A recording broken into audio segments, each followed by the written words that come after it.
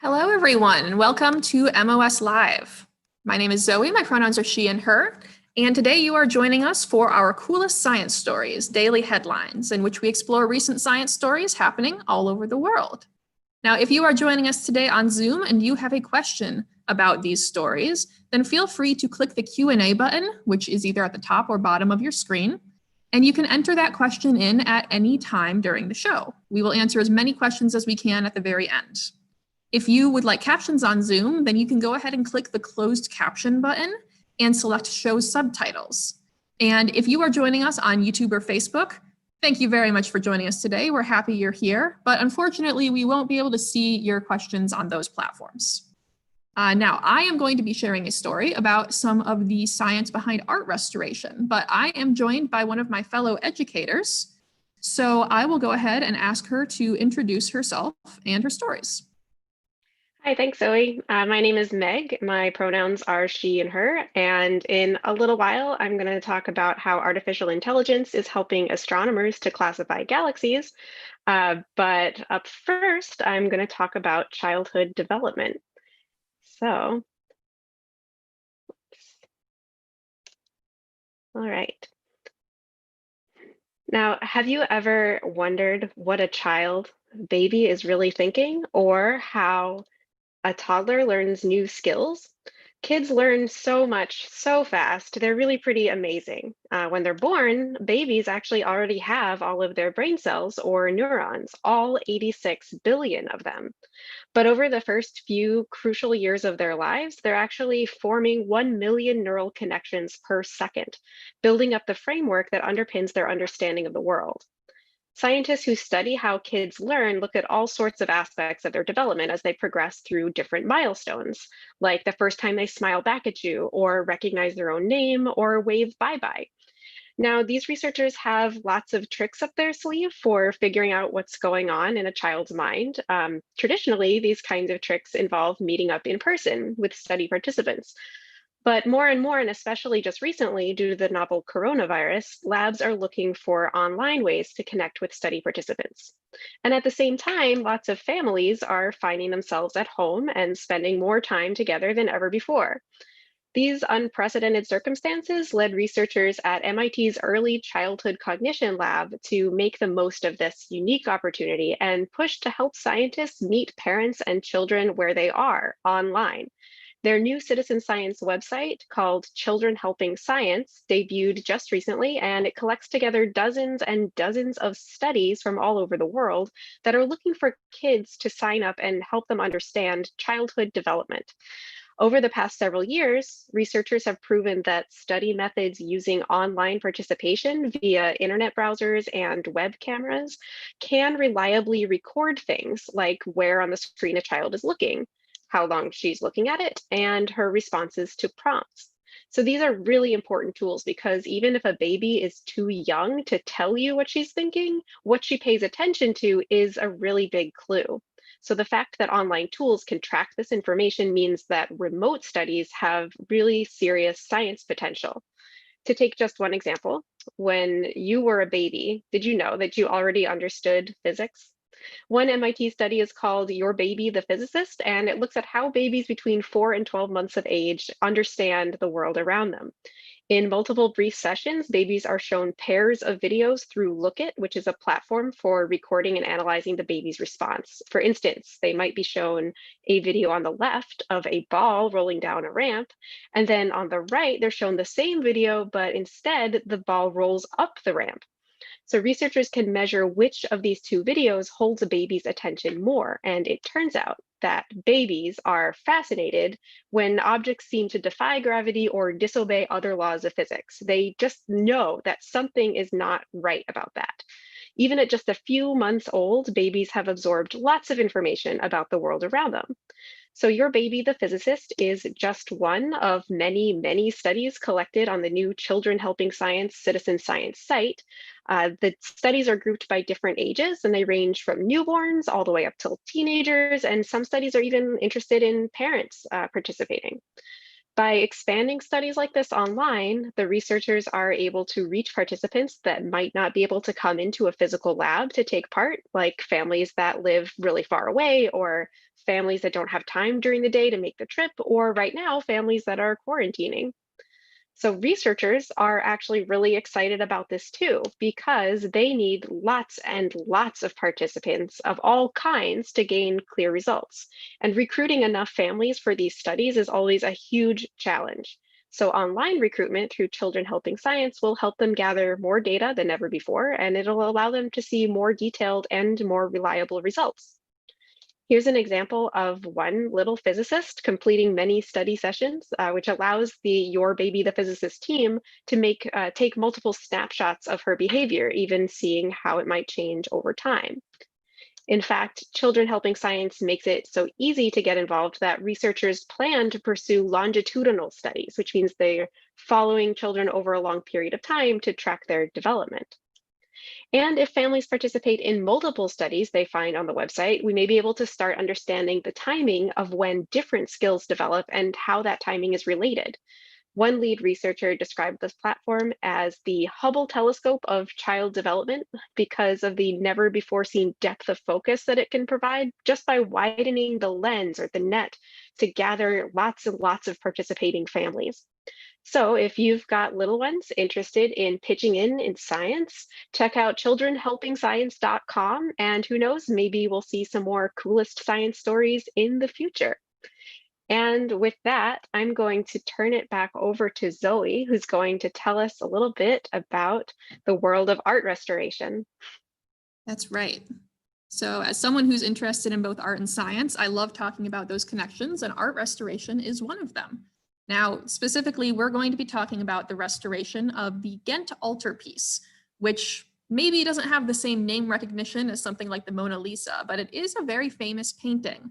It's very large, it's an oil painting, and it's from 1432, which means it's almost 600 years old. Now, oil paintings do not last 600 years on their own. Even after just 100 years, the paint will start to peel up from the surface that it's painted on, and they do cover the paint with a clear varnish to help protect it from dirt, but that clear varnish will eventually start to get yellow and cloudy. And after a while, if it gets really bad, you might not even be able to see the painting underneath. So after 100 years or so, if the painting isn't looking so great, how can you restore this oil painting to its former glory? How do you make it last 600 years? Well, you can dissolve away that yellowed, cloudy varnish very carefully to show the real colors underneath, and you can carefully touch up and repair the paint. Or if you're operating before the 20th century, you could just paint over it. That is actually a very common practice. People would hire artists, professional artists, to go ahead and repaint the original image on top of the cloudy varnish. Now, this did lead to some interesting situations where some of those professional artists would go ahead and fix things that they thought were wrong with the original painting. And that leads us to our story today. Just a couple of weeks ago, some scientists published a story related to the restoration of the Mystic Lamb, which is a small but central figure in the lower panels of this painting. Now, for something like 70 years now, people have thought the Mystic Lamb might have been overpainted. Why did they think that?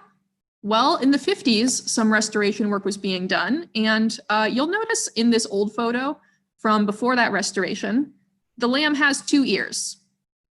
That's probably what you would expect from a lamb. However, they removed some extra layers of paint from around the lamb's face, and they wound up with a 4-eared lamb.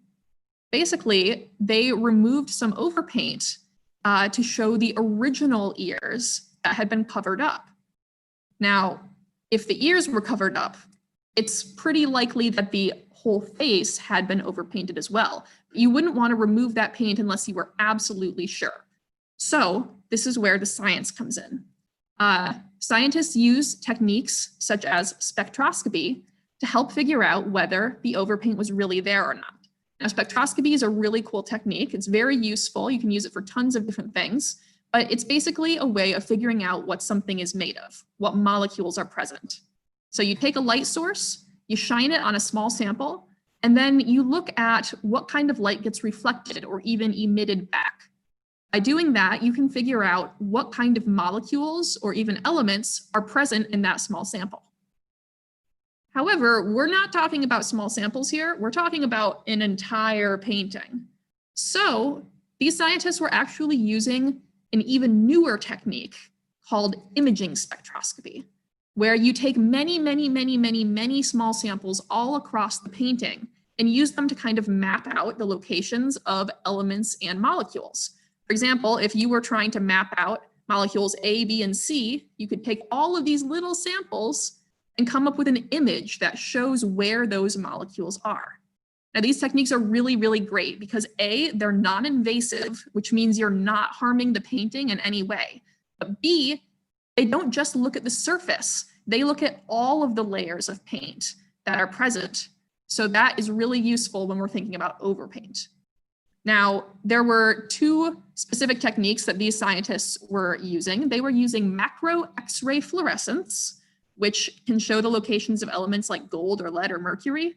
That's actually what this picture is showing right now.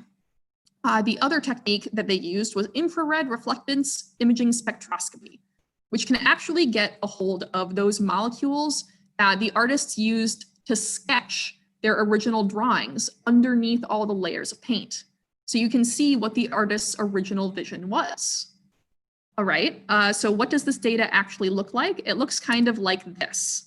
And there's a lot of stuff going on here. So let's go ahead and pick just a few of these images to help us decide whether that lamb's face really was overpainted. First of all, I want to look at some of that X-ray data related to mercury, because there is mercury in the red paint that's on this lamb's face. Now, some of that red paint was used to paint the nostrils. And if we look at these arrows here, we notice that there's actually two sets of nostrils on this lamb. The lower set of nostrils is visible, but the upper set has been covered up. So maybe the upper set shows us that the nose was originally painted higher, and then another artist came in and overpainted a lower nose. Okay, well, seems like if the ears were overpainted and the nose was overpainted, then maybe the eyes would be overpainted too, right? So let's go ahead and look at some of those sketches that were underneath using the infrared data. You can see here that the original eyes for the lamb were supposed to be more centered and larger. That is what the original artists were envisioning. And nowadays, those eyes seem to be more to the side. All right, so this is the kind of data that the scientists can give to the art restorers, and that helps them decide whether or not they should really be removing that overpaint. Is the stuff underneath significantly different? Do they think the original artist had a totally different vision? It looks like probably yes. So indeed, the art restorers did decide to remove this overpaint. And what was the original face of the lamb that was revealed? Turns out it looks like this. So this is the original face of the mystic lamb in the Ghent altarpiece. Some people have called it alarmingly humanoid. You might have your own opinions about what face you like better. Personally, I'm a big fan of this one. But the really cool part about this story, I think, is all of that science that goes on that can show us what this lamb kind of looked like even before the paint was removed. And I think it's really cool that these artists and scientists were able to work together to achieve this goal. All right, so with that, I'll go ahead and pass it off to Meg once again to hear about some galaxies. Thanks, Zoe. That was a really neat story. And just as a reminder, if you are joining us on Zoom and you have any questions, you can type them into the Q&A box at the bottom of your screen, and we'll answer as many as we can at the end. So now heading to the world of astronomy, like Zoe said, When we look up at the sky at night, sometimes we get really lucky and we can see the bright band of the Milky Way stretching across the sky. The reason why the Milky Way looks like this to us standing on Earth is because the Milky Way galaxy is this huge collection of stars all gravitationally bound together into this flattened disk shape. Our sun is one of those stars over here.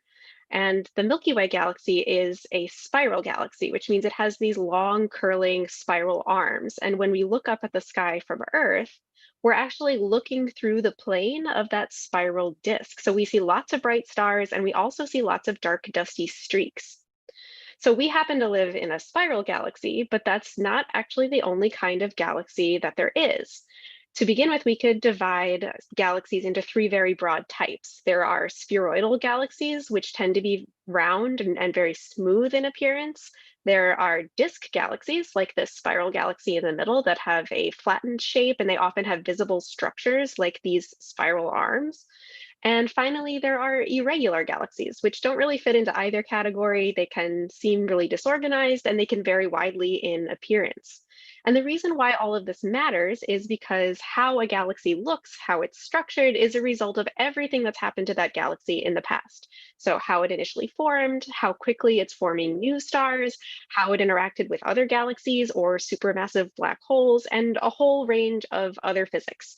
So, surveying and classifying galaxies is a super useful tool for astronomers, and it's a major goal of observational astronomy.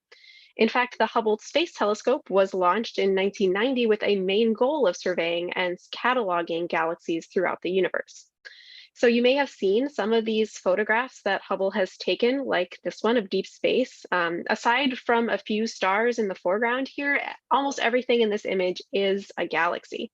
Scientists have combed through this image and others like it to identify and classify every object we can see in an attempt to understand how galaxies form and evolve. And as you can imagine, classifying galaxies in images like this one takes a really long time. This task is about to become even more daunting because a new telescope, the Vera Rubin Observatory, is currently being built on a mountaintop in Chile, and it could see its first light as early as later this year.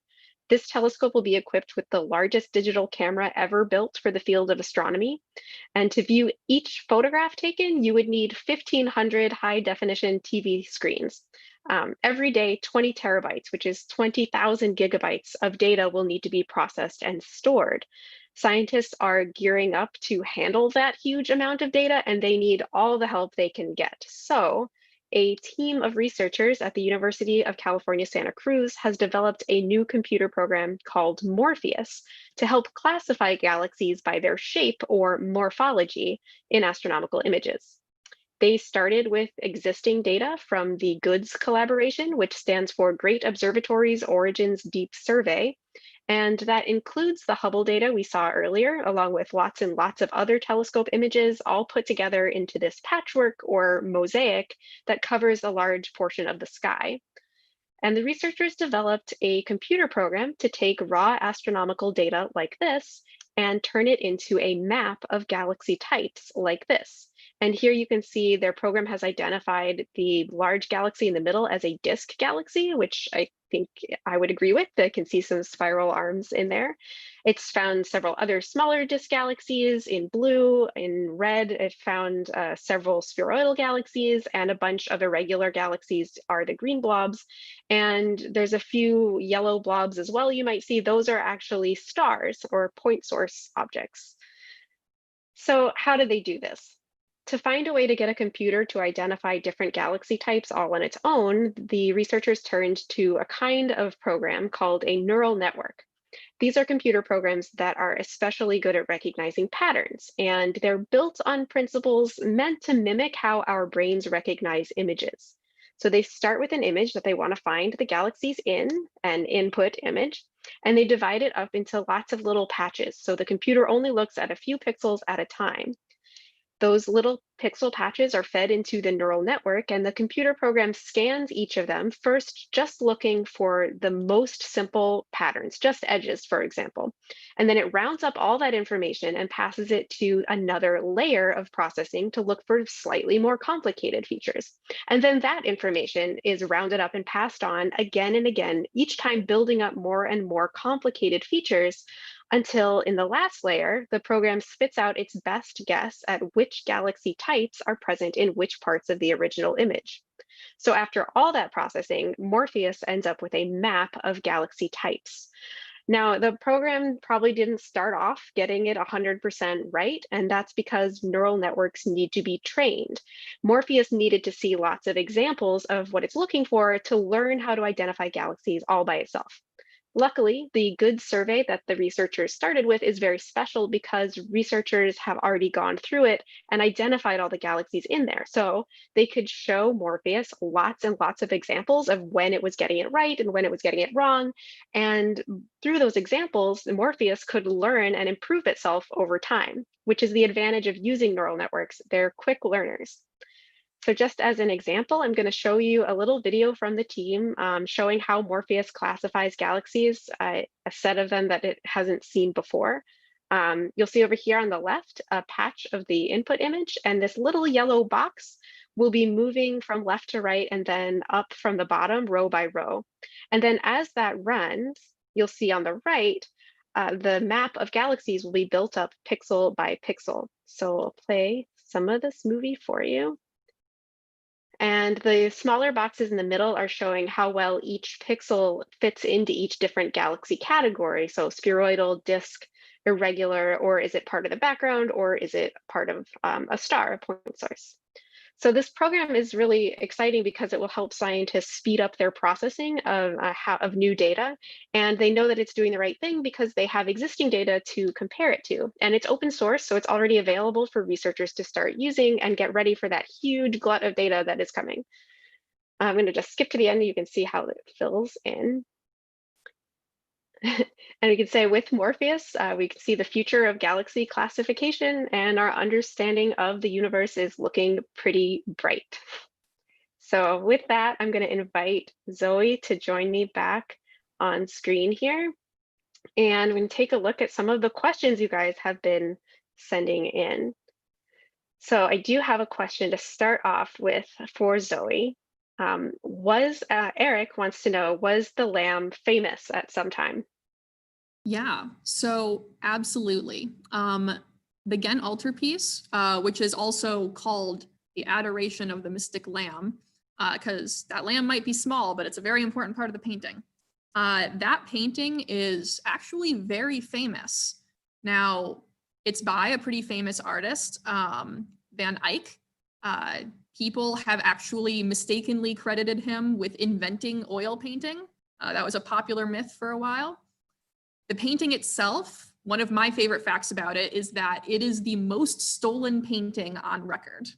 It's been stolen or partly stolen like 7 different times. In fact, one of the panels of the painting has never actually been recovered. There is a lot of really interesting details about the history of this painting if you look into it. Now, it looks like we've got a question from Clement, age 9, who would like to know, how do galaxies form? Yeah, that's a really good question. The details of how galaxies form are really complicated, and scientists are still interested in finding that out themselves, which is part of the reason why we're trying to look across the universe at all the different galaxy types, because the more examples that we see, sort of like Morpheus, the more we can learn what's going on and put together a picture of how galaxies form and then change over time. So we do know that there are lots of different galaxy types, like the program was trying to find spheroidal ones that are round and kind of boring, and spiral galaxies that have these beautiful spiral arms. And there are thoughts about how those different structures could come about, and whether the spheroidal ones may be older, or the product of collisions between galaxies, how you could end up with all of these different shapes. So the one thing that they do all have in common is that they are all gravitationally bound together. So even a spheroidal galaxy um, has lots of stars that orbit each other and make this sort of round shape. And the spiral galaxies have lots of stars that are also gravitationally bound together, but happen to orbit in these beautiful spiral arms. So that's what makes a galaxy, and the diversity of them tells us a whole lot of neat things about the beginning of our universe. I'm going to, oh, let's see. I have a question for Zoe actually about the painting from Laura Bibbo. What lamb do you prefer more, the first one or the second one? Oh, this is from Faith, age 9, and why? Yeah. So I prefer I guess you would call it the second lamb, the original painting, the one that looks alarmingly humanoid, according to some people. And the reason I like it is, one, because it makes me smile. It's just not what I expect when I think of a lamb, so it makes me happy. But also because one of the reasons that the artist of that painting is very famous is because he drew and painted really realistic looking things, even when other contemporary artists weren't. So the rest of the painting is very, very realistic looking. And that lamb is not realistic looking at all. That means that was a very specific choice that the artist made. So I think that that's really cool. And I think it's really interesting when artists make those really intentional choices that we don't expect. So those are the reasons that I really, really, really, really like the original lamb. All right, so let's go ahead and get one more of these questions about galaxies. Prisha, age 8, would like to know, how many stars are there in one galaxy? Yeah, that's a good question. Different galaxies come in different sizes. So our own galaxy, for example, we now think has 2 trillion stars in it, which is a 2 followed by 12 zeros. So that's quite a few. But our galaxy, I think generally billions is, most galaxies contain tens of billions of stars. And ours estimate actually just recently went up. We used to think that it only had, I think, 100 billion stars, and then there was some recent work just a few years ago that made us that bumped up that number to this 2 trillion. So it's they're both big numbers, but 2 trillion is a lot more. Let's see, I think we're just about out of time and I'm sorry we didn't get to answer all of your questions today. So I think I'm going to say our goodbyes. Thank you everybody for joining us, and thank you for sending your questions. Okay. And if you guys would like to see more of the things that we are doing for our virtual museum, you can check out the museum's website or our social media pages. There's a lot of cool things going on there. And if you would like to support MOS at Home and what the museum is doing, then you can visit engage.mos.org/welcome. So thank you very much for watching today, and we will see you all next time. Bye.